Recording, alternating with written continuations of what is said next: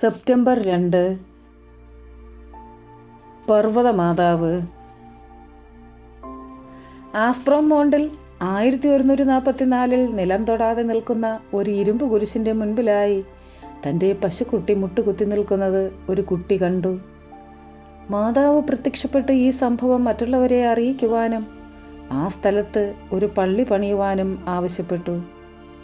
1560 കല്ലിൽ തീർത്ത മാതാവിൻ്റെ സ്വരൂപം ഒരു പെട്ടിയിൽ കാണപ്പെട്ടു. കാളയുടെ പുറത്തു വച്ച് ആ പെട്ടി ദർശനം നടന്ന സ്ഥലമായ ആസ്പ്രോം മോണ്ടിൽ പ്രതിഷ്ഠിക്കുകയും ചെയ്തു. പോൾസിയിലേക്ക് 24 മണിക്കൂർ യാത്ര ചെയ്ത് സിസിലിയിലെയും കലാബ്രിയിലെയും ജനങ്ങൾ എല്ലാ വർഷവും സെപ്റ്റംബർ 2 തീയതി മാതാവിനെ വണങ്ങുന്നതിന് വേണ്ടി ആഘോഷപൂർവ്വം ഇവിടെ എത്തിച്ചേരുന്നു. Ave Maria.